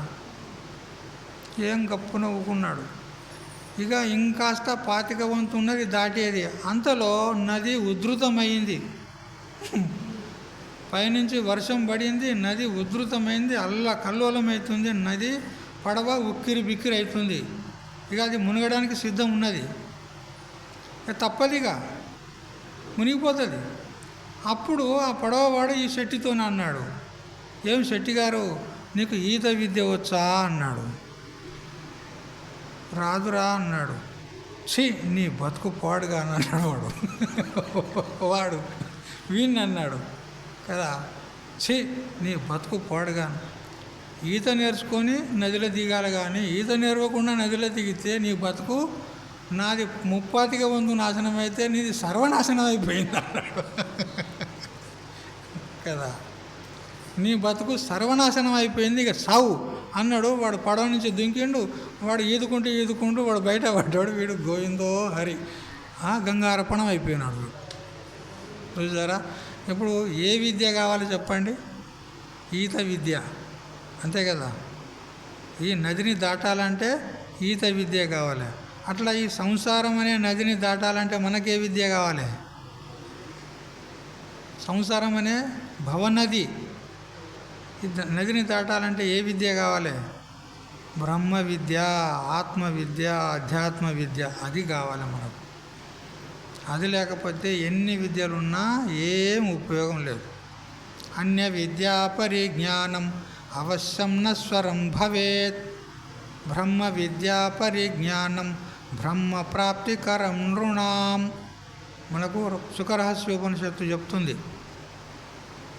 అయ్యా, అన్య విద్యలు ఏవైతే ఉన్నాయో, కోటి విద్యలు కూటి కొరకే కానీ అవి భవనదిని దాటించడానికి ఉపయుక్తములు కావు. మరి ఏది మనకు ప్రయోజనకారి అంటే బ్రహ్మ విద్య, ఆత్మ విద్య. అది కనుక మనం పొందినట్లయితే ఈ భవనది నుండి అవలీలగా మనం దాటి ముక్తులమవుతాము, మన గమ్యాన్ని చేరుకుంటాం కదా. అందుకే నాణ్యపంత విద్యతేయనాయ. మన గమ్యాన్ని చేరుకోవాలంటే వేరే మార్గం లేదండి. తమేవ విదిత్వా అతిమృత్యుమేతి. ఆ పరమాత్మను తెలుసుకుంటేనే కానీ ఈ సంసార సముద్రాన్ని మనం అవలీలంగా దాటగలుగుతాము. అప్పుడే మన జన్మ సార్థకము, లేకపోతే నిరర్థకం, ఏం ప్రయోజనం లేదు. అర్థం అంటే ప్రయోజనం, సార్థం అంటే సప్రయోజనము, నిరర్థకం అంటే నిష్ప్రయోజనం. అర్థమైందా? ఇప్పుడు మనందరం ఏం చేయాలి? ఆత్మజ్ఞానాన్ని సంపాదించుకోవాలి. ఆ తర్వాత ఇప్పుడు భగవంతుడు మరొక శ్లోకాన్ని ప్రవృత్తం చేస్తున్నాడు. ఆత్మ నిత్యమని, నిర్వికారమని చెప్పి ప్రస్తుతము ఉపనిషత్ ప్రమాణాన్ని అనుసరిస్తూ భగవంతుడు ఆత్మ అకర్త అభోక్త అని చెప్తున్నాడు. ఆత్మ కర్త కాదు, భోక్త కాదు కదా. కర్త అంటే ఒక పనిని చేసేవాడు కర్త. ఇప్పుడు యజ్ఞం ఒక ఆయన యజమాని చేస్తున్నాడు అనుకో, ఇప్పుడు యజ్ఞకర్త ఎవరయ్యా అంటే ఆ యజమానిని చూపెడతారు. ఆ యజమాని ఏమైందో ఆ యజ్ఞానికి కర్త అయినాడు కదా. మరి ఇప్పుడు ఆ యజ్ఞ ఫలాన్ని ఎవరు పొందాలి? యజ్ఞం చేశాడు, యజ్ఞం ద్వారా పుణ్యం ప్రాప్తమవుతుంది. ఆ పుణ్యం యొక్క ఫలాన్ని ఎవరు అనుభవించాలి?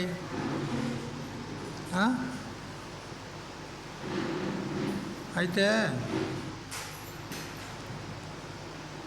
చూడు, లోకంలో ఒక కుటుంబం ఉందనుకోండి.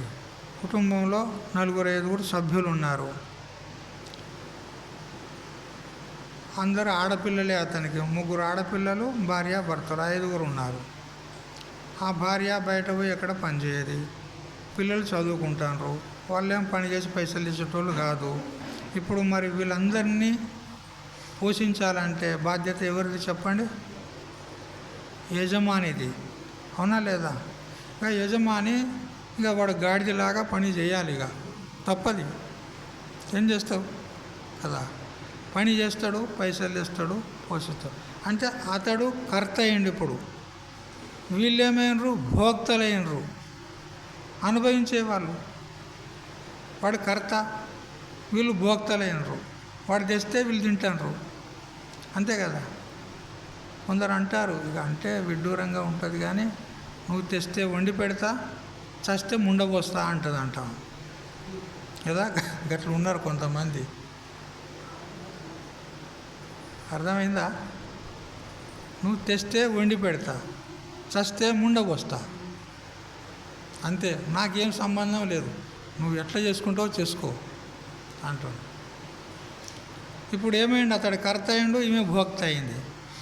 అంటే లోకం లోపల ఒకడు కర్త, మరొకడు భోక్త ఉండొచ్చు, కానీ ఆధ్యాత్మిక క్షేత్రంలో అది ఆ సిద్ధాంతం లేదండి.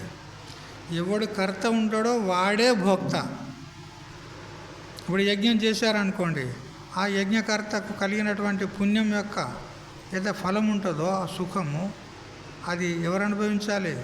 ఒకరు చేస్తే మరొకరు అనుభవిస్తారా? లేదు లేదు, అతడే అనుభవించాలి. అతడే కర్త, అతడే భోక్త. ఇట్లా. కానీ ఈ కర్తృత్వము భోక్తృత్వము ఆత్మకు లేదు అని ఇక్కడ మనకు భగవంతుడు చెప్తున్నాడు. ఆత్మ కర్త కాదు, భోక్త కూడా కాదు కదా. ఎవడు చెట్టు ఎక్కుతాడో వాడే దిగాలి.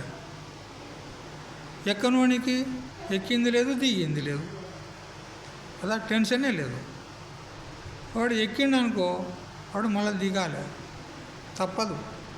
అక్కడనే ఉండేందుకు ఎక్కిండా వాడు కదా, దిగాలి. అందుకని ఎక్కినవాడు దిగాలి. అట్లనే ఇక్కడ ఎవడు కర్మ చేస్తాడో వాడు అనుభవించాలి, ఇది తప్పది. కాబట్టి కర్తృత్వ భోక్తృత్వాలు ఆత్మకు లేవు అని చెప్తూ శ్లోకం చదవండి. యయేనం వేత్తి హంతారం యశ్చైనం మన్యతే హతం ఉభౌ తౌ న విజానీతో నాయం హంతి న హన్యతే. ఓ అర్జున, ఈ ఆత్మ చంపుతుందని చస్తుందని తలిచే వారిద్దరూ ఆత్మస్వరూపాన్ని యథార్థంగా తెలియని వాళ్ళే అంటాడు. ఎందుకు? ఈ ఆత్మ చంపేది కాదు, చచ్చేది కూడా కాదు అని శ్లోకం యొక్క స్థూలార్థం. అట్లా ఈ చంపుట చచ్చుట అనేటువంటి ఈ మాటలు శ్లోకంలో ఏదైతే భగవంతుడు ప్రయోగించాడో, ఈ రెండు శబ్దాల చేత సకల వ్యాపారాలు, మనం ఏమేమి పనులు చేస్తున్నామో నిత్య జీవితంలో పొద్దున్న నుంచి సాయంత్రం దగ్గర, ఈ పనులన్నీ కూడా మనం గ్రహించాలి. ఇవన్నీ కూడా ఆత్మ చేసేది కాదు. ఆ పనుల యొక్క ఆ కర్మల యొక్క ఫలము అనుభవించేది కూడా భోక్త కూడా కాదు అని చెప్పినాడు ఇక్కడ. మరియు కొన్ని చోట్ల ఒకడు కర్మ చేస్తాడు, ఆ కర్మ చేసేవాడిని ఒకడు ప్రేరేపిస్తాడు, ఈ కర్మ చెయ్యి అని ఒకడు ప్రేరేపిస్తాడు. అంటే ప్రేరకుడు ఒకడు, కర్మ చేసేవాడు ఒకడు కదా. కర్మఫలాన్ని అనుభవించాడు మరొకడు. ఇట్లా ఉండొచ్చు లోకంలో. కానీ ఆత్మ ప్రేరకుడు కూడా కాదు, కర్త కూడా కాదు, మరి భోక్త కూడా కాదు, ఏదీ కాదు. ఆ ఆత్మ లోపల ఏ వ్యవహారం లేనే లేదు, అది ఏదీ చెయ్యదు. ఇప్పుడు సూర్యుడు ఉదయించుటతోడనే మనము మన పనులన్నీ కూడా చక్కగా చేసుకుంటూ ఉంటాం. ఇప్పుడు మన పనులు చేసుకోవడానికి సూర్యుడు వచ్చి నువ్వు ఈ పని చేసుకో, నువ్వు ఈ పని చేసుకో, నువ్వు ఈ పని చేసుకో అని మనకేమైనా ప్రేరేపించిండా, ఆజ్ఞాపించిండా, చెప్పిండా? చెప్పకున్నా కానీ మన పనులు చేసుకుంటున్నామా లేదా? చేసుకుంటున్నాం. మరి ఆ పనుల యొక్క ఫలాలు ఏవైతే ఉన్నాయో అవి అనుభవించే వాళ్ళు సూర్యుడా మనమా? మనమే కదా. అంటే చేసింది మనమే, అనుభవించేది మనమే. కానీ ఆ సూర్యుని వెలుగులో మనం చేస్తున్నాము. ఆ సూర్యునికి మాత్రం దేనితో సంబంధం లేదు. చూసారా? అట్లా. కాబట్టి ఆత్మ కూడా ఆత్మ యొక్క సత్తలోనే, ఆత్మ యొక్క వెలుగులోనే ఈ ఇంద్రియాలు, అంతఃకరణం ఇవన్నీ కూడా, శరీరము ఇవన్నీ పనులు చేస్తున్నాయి. కానీ ఆత్మకు మాత్రం ఏం సంబంధం లేదు. అదే ఎక్కడ బుద్ధి ఉందో అక్కడ కర్మ జరుగుతుంది, ఎక్కడ బుద్ధి లేదో అక్కడ కర్మ లేదు. బుద్ధి లేకుండా ఉంటారా అండి ఎవరన్నా? బుద్ధి లేకుండా ఉంటారా? ఎవరికి అన్నావు అనుకో, ఎవరో బుద్ధి లేనివాడా అన్నావు అనుకో, ఊకుంటాడా వాడు? కానీ బుద్ధి లేని అవస్థ ఒకటి ఉందండి మనకు. ఎక్కడ? గాఢ నిద్రలో. గాఢ నిద్రలో బుద్ధి అది దానికి ఉపాదాన కారణమైనటువంటి అజ్ఞానంలో విలయం పొందింది. అంటే లేదంటే నాశనమైంది కాదు, ఉంది, కానీ అక్కడ విలయమైంది.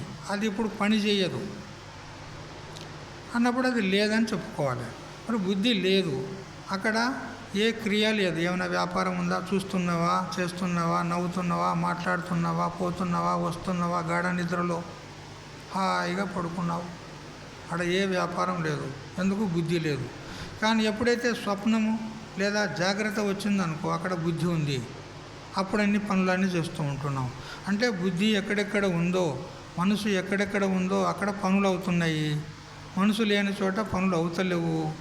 అంటే ఈ వ్యాపారాలన్నీ ఎవరికి అంటే మనస్సుయే, బుద్ధియే, అంతఃకరణం యొక్క వ్యాపారాలే ఇవన్నీ. లేదయ్యా ఇవన్నీ ఆత్మనే చేస్తుంది, ఇవన్నీ ఆత్మధర్మాలే అంటావా? మరి చెప్పు, ఆత్మ ఎక్కడెక్కడ ఉంటుందో అక్కడక్కడ ఈ వ్యాపారాలు కూడా ఉండాలి. ఏ విధంగా అగ్ని ఉన్నది అని అంటే ఉష్ణత తప్పకుండా ఉంటుంది, అది దాని ధర్మం. అట్లా సుఖ దుఃఖాలు, కర్తృత్వ భోక్తృత్వాలు ఇవన్నీ కూడా ఆత్మధర్మాలు. అంటే మరి ఆత్మ కూడా సుషుప్తిలో ఉంది, అక్కడ ఈ కర్తృత్వ భోక్తృత్వాలు కానీ, లాభ నష్టాలు కానీ, సుఖ దుఃఖాలు కానీ ఉన్నాయా? లేవు. మరి ఆత్మధర్మాలు అయితే ఆత్మ ఉంది, మరి అవి కూడా ఉండాలి కదా? కాదు. కానీ బుద్ధి ధర్మాలు ఇవన్నీ, బుద్ధి ఎక్కడుంటే ఇవన్నీ అక్కడ ఉన్నాయి, బుద్ధి లేకపోతే ఇవి లేవు. అంటే ఇవన్నీ కూడా బుద్ధి ధర్మాలే, అంతఃకరణ ధర్మాలే అని తెలుసుకోవాలి. ఆత్మధర్మాలు కావు. ఇది ఏదో కపోల కల్పన కాదండి. ఏదో నా బుద్ధి లోపల నుంచి మీకు కల్పించి ఏదో చెప్తున్నా అని కాదు. ఇది ఉపనిషత్ సిద్ధాంతం, భగవద్గీత సిద్ధాంతం ఇది. నీకు ఏ కర్తవ్యము లేదు, ఏ ధర్మాలు లేవు అని భగవద్గీత చెప్తూ ఉంది. కపోల కల్పన అంటే ఏదో లేనిది కల్పించి చెప్పడం కదా. కపోలం అంటే తలకాయ, బుర్ర కదా. కపోల కల్పన అంటే బుర్రల నుంచి ఏదో కల్పన చేసి ఏదో ఒకటి చెప్పేది కదా. దండుల గుండెత్తేసేది యవనాలన్నా ఉండబోయాను నాకేంది అంటాడు వాడు కదా. విన్నారా ఈ శబ్దం? వినలేదా? చాలా విలక్షణం ఉన్నదే. సరే, ఇప్పుడు మహారాష్ట్రలో దిండి అని పోతారు. దిండి అంటే పాదయాత్ర చేస్తూ పండర్పూర్కు పోతారు. ప్రతి ఒక్క గ్రామం నుంచి, మహారాష్ట్ర నుంచి, ఇక్కడ తెలంగాణ నుంచి కూడా, ఆంధ్ర నుంచి కూడా వస్తారు అక్కడ పండర్పూర్కు కాలినడకతో. అందరు పాండురంగని భజన చేసుకుంటూ, ఆడుకుంటూ, పాడుకుంటూ పండర్పూర్కి పోతారన్నమాట. దిండి అంటారు దానికి. అంటే అనేక మంది, వందల మంది, వేల మంది, లక్షల మంది అక్కడ పండర్పూర్లో చూస్తే ఆషాఢ ఏకాదశి మొన్న పోయింది కదా, కాలు పెట్టడానికి జాగా దొరకదు అక్కడ, అంత కిక్కిరిసిన జనం అన్నమాట. అయితే ఆ దిండి పోతూ ఉంది భజన చేసుకుంటా. ఒక దుండగుడు ఏం చేశాడంటే భవనం మించాలి, మేడ మించాలి, ఆ దిండిలో ఒక గుండె ఎత్తేసాడు. దుర్మార్గుడు, అకారణ శత్రువులు ఉంటారు కదా కొంతమంది. అయితే ఆ గుండె ఎత్తేస్తే ఆ గుండె ఎత్తేగానే వాళ్ళ ఆవిడ చూసింది, ఏమయ్యా గట్టెట్లా చేసినావు, అది ఎవరైనా చచ్చిపోతే ఎట్లా, చస్తే చావని ఎవరినాలనో ఉండబోయాను నాకేంది అంటాడు వాడు. ఆలి అంటే భార్య, ఎవరిని ఆలని అంటే ఎవడైనా కూడా చస్తాడు, వాని ఆలి ఉండవస్తుంది, నాకెందుకు అంటాడు. అంటే ఇది ఏమన్నట్టు, ఇది అవినీతి పని కదా, ఏదో ఒకటి చేసేది నాకు ఎరకలేదు అనేది. అట్లా కాదండి, కపోల కల్పన ఏదన్నా ఒకటి మాట్లాడేది అట్లా, ఇది విద్వత్ పురుషులు ఒప్పుకోరు. దానికి ఒక శ్లోకం ఉందండి, కపోల కల్పన. మృగ తృష్ణాంభసిస్నాత ఖపుష్పకృత శేఖర ఏష వంద్యాసుతో యాతి శశిశృంగధనుర్ధర.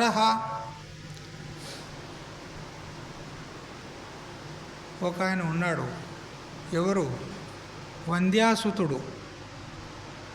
వంద్యాసుతుడు అంటే గొడ్రాలి కొడుకు. ఒక గొడ్రాలి కొడుకు ఉన్నాడు. ఆయనే మృగజలంలో స్నానం చేశాడు.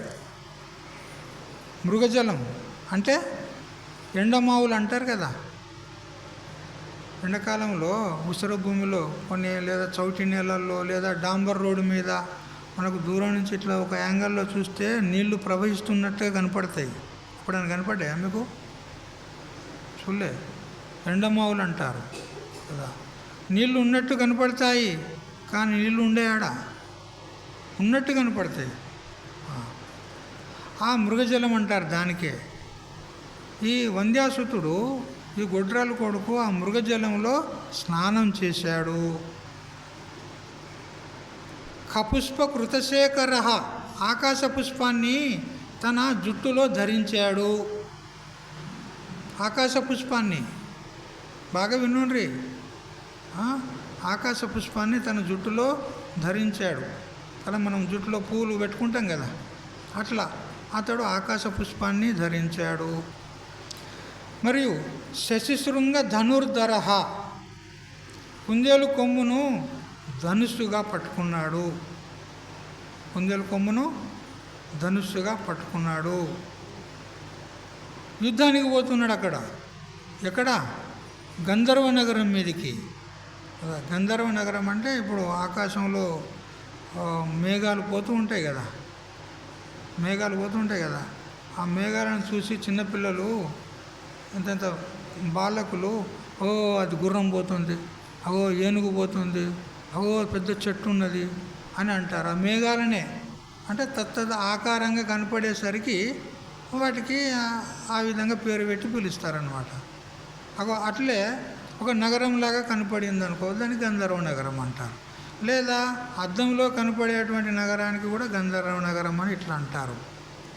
అయితే వాస్తవంగా ఇప్పుడు విచారం చేయండి, నేను ఎన్ని చెప్పినా వంద్యాసుతుడు అంటే గొడ్రాలు కొడుకు ఒకటి, మృగజలము రెండవది, అంటే ఎండమావుల్లో కనపడే నీరు ఇది రెండవది, మరియు కపుష్పము అంటే ఆకాశ పుష్పము ఇది మూడవది, మరియు శశిశృంగము అంటే కుందేలు కొమ్ము 4, గంధర్వ నగరము 5. ఇవన్నీ నిజంగా ఉన్నాయంటారా? ఇవన్నీ ఉన్నాయా నేను చెప్పినవి? ఒక్కటన్నా ఉందా? వంద్యాసుతుడు ఉన్నాడా? గొడ్రాలు కొడుకుని చూసినరా మీరు ఎప్పుడన్నా? చూడలే. కుందేలు కొమ్మును చూసినరా? చూడలే. ఎండమావుల్లో నీరు చూసినరా? చూడలే. గంధర్వ నగరం అన్నీ ఒట్టి మాటలే ఇవన్నీ కదా. ఇవన్నీ ఏంటి? కపోల కల్పన, అంటే బుద్ధి నుంచి ఏదో బుర్రల నుంచి తయారు చేసి చెప్పినవే కానీ వస్తువులు లేవు ఇక్కడ. దీనికి కపోల కల్పన అంటారు. అంటే ఏమి లేనే లేదు, వస్తువే లేదు. అట్లా ఈ వేదాంత శాస్త్రం ఏదైతే ఉందో ఏదో కపోల కల్పన చేసి చెప్పింది కాదండి. ఇది మన అనుభవం. మరియు ఈశ్వర ప్రణీతమైనటువంటి పరమ ప్రమాణమైనటువంటి వేదం మనకు ప్రమాణంగా ఉంది కదా. ఇందులో ఏమైనా సంశయం ఉంటుందా? ఉండడానికి వీల్లేదు. మన అనుభవం ఉంది. ప్రమాణమైనటువంటి శాస్త్రం ఉంది, వేద ప్రమాణం ఉంది. మనకు ఏది చెప్పినా వేదము సత్యమే చెప్తుంది, అంతే. అబద్ధం ఎప్పుడు చెప్పదు. ఎందుకు? అది ఈశ్వర ప్రణీతం. ఆ వేదాన్ని ఎవరు ప్రకటన చేశారు? ఈశ్వరుడు కదా. మరి ఈశ్వరుడు వంచకుడా?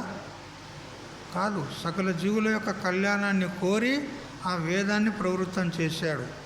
అయ్యా, ఈ వేదాన్ని అనుసరించి నడుచుకుంటే మీ కళ్యాణం అవుతుంది అని వేదాన్ని ప్రకటన చేశాడు. అందుకని ఆ వేదం మనకు పరమ ప్రమాణం. అది మనకు తల్లి లాంటిది కదా. మాతాపితృ సహస్రేభ్య అపి ఈతైషణ వేదేన ఉక్తం ఆత్మైకత్వ విజ్ఞానం శాంతదర్పై ఆదరణీయ అని అంటూ శంకరాచార్యుల వారు ముండకోపనిషత్ భాష్యంలో చెప్తాడు. 1000 తల్లులు వాళ్ళలో ఎంత కరుణా హృదయం ఉంటుందో అంతటికంటే అధికమైనటువంటి కరుణా హృదయం కలది మనకు వేదమాత. తెలిసిందా? అందుకని మనకు వేదమే పరమ ప్రమాణము. భగవంతుడు కూడా ఇక్కడ భగవద్గీతలో కూడా చెప్తాడు 16వ అధ్యాయం చివరిలో, తస్మాత్ శాస్త్రం ప్రమాణంతే కార్యాకార్య వ్యవస్థితౌ అన్నాడు. మనకు వేదమే శాస్త్రము, ఆ శాస్త్రమే మనకు పరమ ప్రమాణం. నువ్వు ఏది చెయ్యాలో, ఏది చేయకూడదో, ఏది మంచో, ఏది చెడ్డో అన్నీ కూడా విధి నిషేధాలన్నీ మనకు బోధిస్తుంది వేదం. అందుకని వేదం పరమ ప్రమాణం ఉన్నది. అందుకని ఆ వేదం చెప్పినటువంటి ఈ ఆత్మతత్వం ఏదైతే ఉందో ఇది సత్యము, ముమ్మాటికి సత్యము. మన అనుభవం కూడా ఉంది. అందుకని తల్లి లాంటి వేదమందు మనము విశ్వాసం ఉంచాలి. శాస్త్రస్య గురువాక్యస్య సత్యబుద్ధ్యావధారణ సా శ్రద్ధ కథితా సద్భిః యయా వస్తూపలభ్యతే. శాస్త్రవాక్యం నందు మరియు గురువాక్యం నందు పరమ విశ్వాసము ఉండాలి మనకు.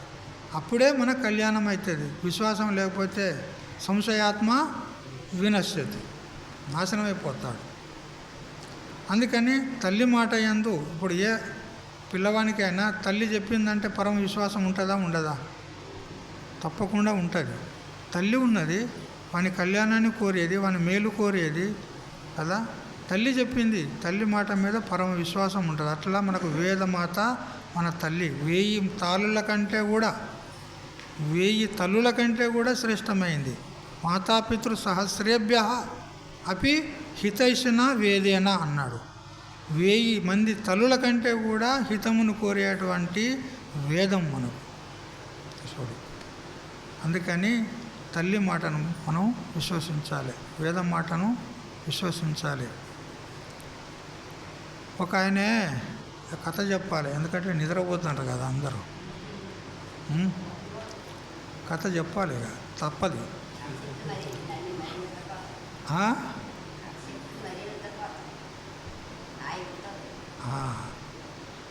ఒక ఆయన దుబాయ్ పోయిండు. దుబాయ్, మస్కట్ అక్కడ పోతారు కదా కొంతమంది. ఒక ఆయన దుబాయ్ పోయాడు. ఏదో ఇంట్లో పరిస్థితి మంచిగా లేక అప్పుల పాలయ్యాడు. దుబాయ్ పోతే జర డబ్బులు ఎక్కువ వస్తాయి కదా అని అక్కడ పోయినాడు. అయితే పోయేటప్పుడు వాళ్ళ భార్య గర్భిణి, వెళ్ళిపోయినాడు. పోయిన తర్వాత 12 ఏళ్ళకు మళ్ళీ తిరిగి వచ్చినాడు. తిరిగి వచ్చేసరికి ఇంట్లో ఇప్పుడు పిల్లవాడు ఎన్నెన్నోడు అవుతాడు? 12 ఏళ్ళోడు అవుతాడా లేదా? ఇప్పుడు 12 ఏళ్ళు పోయిందంటే పిల్లవాడు 12 ఏళ్ళోడు అవుతాడు. ఎంత పెద్దగా ఉన్నాడు వాడు, స్కూల్కి పోతాడు. అయితే ఆయన వచ్చేసరికి ఇంట్లో పిల్లవాడు లేడు, వాడు స్కూల్కి పోయాడు. ఇక ఆయన రాగానే అమ్మగారు చక్కగా కాళ్ళకి నీళ్ళు ఇచ్చింది, మంచిగా సత్కారం చేసింది, ఇంత కాళ్ళు కడిగింది, నెత్తి మీద వేసుకున్నది. ఎందుకంటే పతివ్రతాల యొక్క ధర్మం ఇట్లా ఉంటుంది కదా. ఇప్పుడు ఇవాళ చేస్తారు కదా, ఇప్పుడు ఇవాళ చేస్తలేరు అనుకో. అవన్నీ చెప్పాలంటే నా దగ్గర పెద్ద గ్రంథం ఉన్నది, అవన్నీ చెప్తే బాగుంటుంది. కానీ ఇప్పుడు మనం పెట్టుకునేది భగవద్గీత కదా. ఆ నియమాలు ఎట్లా ఉంటాయి, చాలా ఉన్నాయి. అయితే పిల్లవాడు ఇంట్లో లేడు, ఆయన వచ్చినాడు. రాగానే ఆయనకు కాళ్ళు కడిగింది, ఇంట్లోకి తీసుకున్నది, ఇక వేడి నీళ్ళు తయారు చేసి ఇచ్చింది, స్నానం చేయమన్నది. అతడు స్నానం చేశాడు. అతడు స్నానం చేసే వరకు ఏమో టిఫిన్ తయారు చేసింది కదా. ఇలా టిఫిన్ రాలే కదా.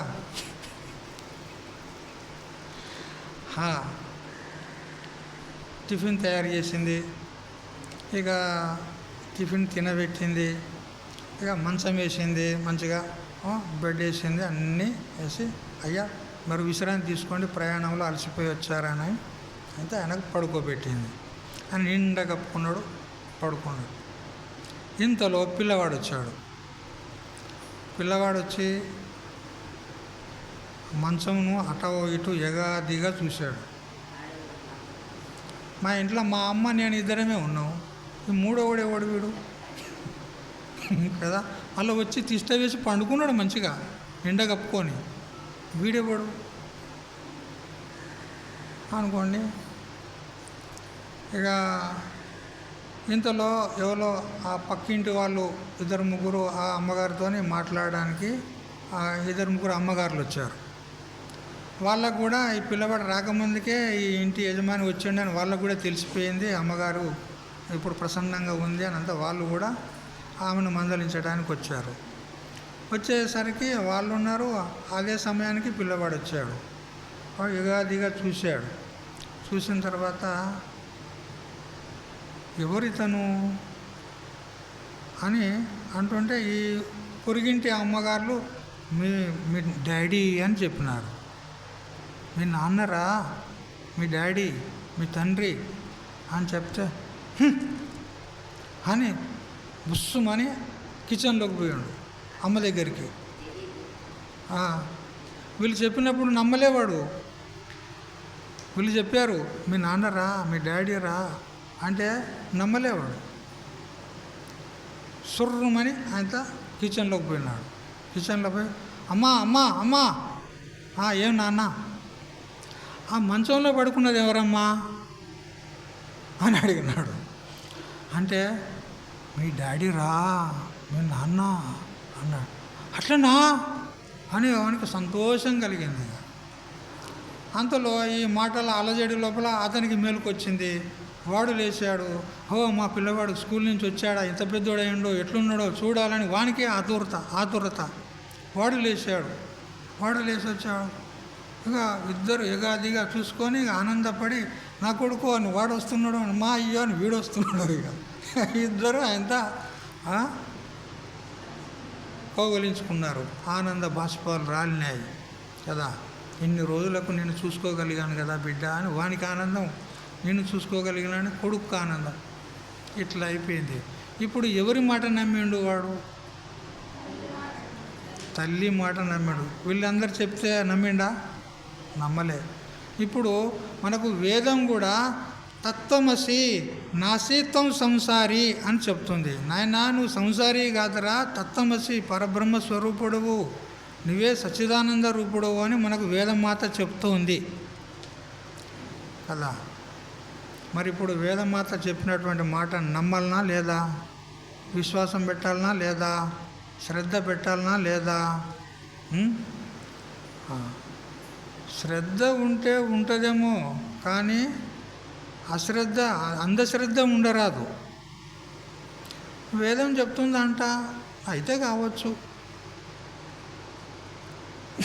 అని అంటే కుదరదు. మరేం చేయాలి?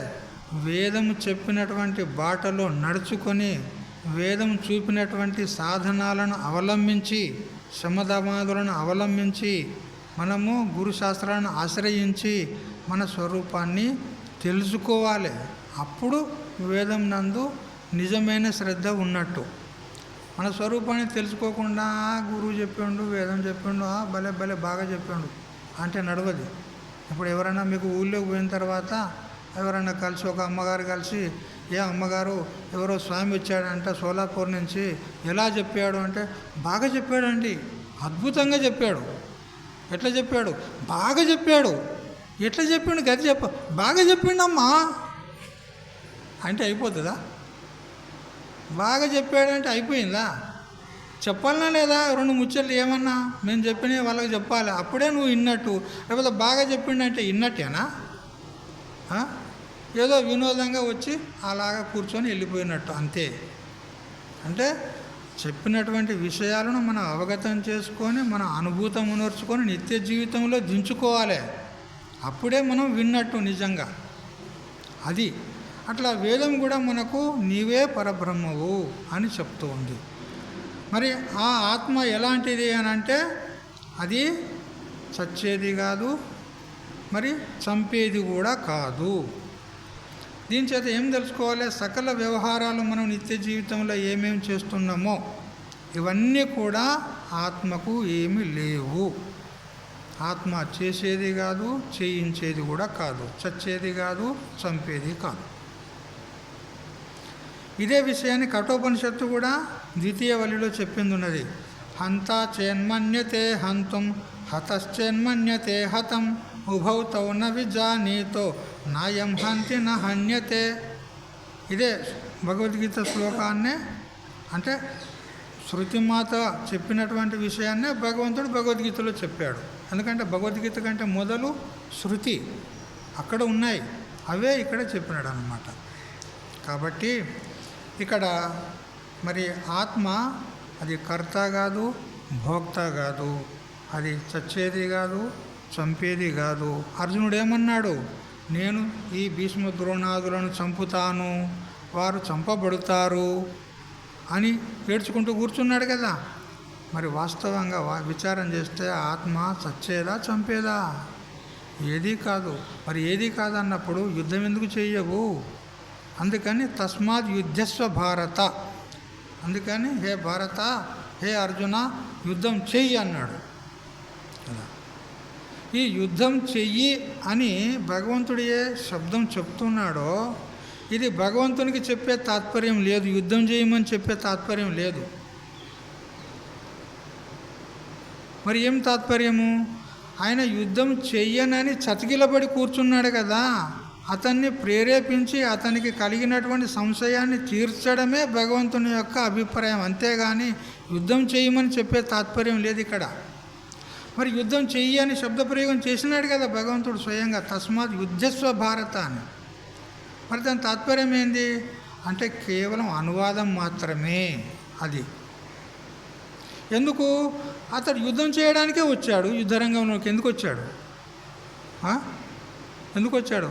భోజనాలు చేయడానికి వచ్చాడా యుద్ధరంగంలోకి? యుద్ధం చేయడానికే వచ్చాడు కదా. మరి యుద్ధం చేయడానికి వచ్చాడు, యుద్ధం చేస్తాడే. మరి ఈయనే చెప్పాలనా? ఇప్పుడు చెప్పేది అవసరం లేదు, కానీ ఔపచారికంగా చెప్పవలసి వచ్చింది అంతే. ఇప్పుడు ఒక ఆయన మార్గం గుండా తన గమ్యానికి ఏదో దూరం అంటే కొత్త ప్రదేశంలోకి పోయేది ఉన్నది, ఒక పట్టణానికో గ్రామానికో పోయేది ఉంది. అతడు ఎప్పుడు పోలే అక్కడ, ఇప్పుడే పోతున్నాడు. ఇక ఆయన దారి గుండా వస్తున్నాడు, కొన్ని ఊళ్ళు దాటినాడు, ఇంకా కొన్ని ఊళ్ళు దాటవలసి వచ్చింది. ఒక మధ్య అరణ్య ప్రదేశానికి పోయిన తర్వాత అక్కడ 3 బాటలు వచ్చినాయి. ఇటొక బాట పోతుంది, ఇటొక బాట పోతుంది, ఇటొక బాట పోతుంది. ఇప్పుడు నేను ఎక్కడ పోవాలి అని అతడు తటస్థంగా నిలబడ్డాడు. సందేహం కలిగింది ఇప్పుడు అతనికి. ఇప్పుడు నా గమ్యానికి చేరుకోవాలంటే ఈ బాటతో పోవాలన్నా, ఈ బాటతో పోవాలన్నా, ఈ బాటతో పోవాలన్నా సంశయంతో ఆడ నిలబడ్డాడు. అంతలో వెనుక నుంచి ఇంకొక ఆయన వచ్చినాడు, ఆ ప్రాంతం వాడే, ఆ లోకల్ ఉన్నటువంటి వ్యక్తి వచ్చినాడు. ఏమయ్యా నిలబడ్డావు ఇక్కడ అంటే, ఇగో నేను పలానా ఊరికి పోవాలి, నేను ఏ బాట అనుసరించి పోవాలి అని నాకు సందేహం కలిగి నిలబడ్డాను అన్నాడు. అప్పుడు ఆ వెనుక వచ్చిన ఆయన అంటాడు, ఇగో ఈ బాట తీసుకో, ఈ బాటను అనుసరించి నువ్వు పో, నీ గమ్యాన్ని చేరుకుంటావు అని చెప్పినాడు. అంటే పో అంటున్నాడా లేదా? అయితే ఈ బాట పట్టుకొని ఈ బాటను అనుసరించి పో అంటున్నాడు. పో అని ఈయన చెప్పాలనా? పోయేతందుకే వచ్చిండు వాడు కదా, పోయేతందుకే వచ్చిండు వాడు. పోతాడే ఈయన అనుకున్నా కానీ. మరి ఈయన ఎందుకు చెప్పిండు పొమ్మని అంటే అట్లా ఔపచారికంగా చెప్పవలసి వచ్చింది అంతే. అది ఈయనకి చెప్పే అభిప్రాయం లేదు, కేవలం అనువాదం. అతడే పోవడానికి వచ్చిండు. కాకపోతే ఇప్పుడు ఈ వెనక వచ్చినటువంటి వ్యక్తి అతనికి ఏం చేసినాడు, సందేహాన్ని మాత్రం తీర్చినాడు. అంటే ఏ బాటను అనుసరించి పోదును అని సందేహంలో ఉన్నాడు కాబట్టి ఆ బాటసారి ఆయన సందేహాన్ని మాత్రమే తీర్చినాడే కానీ పొమ్మని చెప్పే అభిప్రాయం ఇతనికి లేదు. ఎందుకంటే ఆ పోయేతందుకే వచ్చాం. అట్లా యుద్ధం చెయ్యి అని భగవంతుడు అంటున్నాడు. యుద్ధం చెయ్యమని చెప్పే తాత్పర్యం లేదు. ఆయనే చతికిలబడి కూర్చున్నాడు యుద్ధం చెయ్యనని, సందేహంలో సందిగ్ధంగా ఉన్నాడు కాబట్టి ఆయన సందేహాన్ని తీర్చడమే భగవంతుని యొక్క ముఖ్య ఉద్దేశము. యుద్ధం చేయమనే తాత్పర్యం లేదు ఇక్కడ. సరే, ఇక మిగతా విషయం రేపు సాయంత్రం తెలుసుకుందాం. హరి ఓం తత్సత్. ఓం సహనావతు సహనౌ భునక్తు సహ వీర్యం కరవావహై తేజస్వినావధీతమస్తు మా విద్విషావహై. ఓం శాంతి శాంతి శాంతి.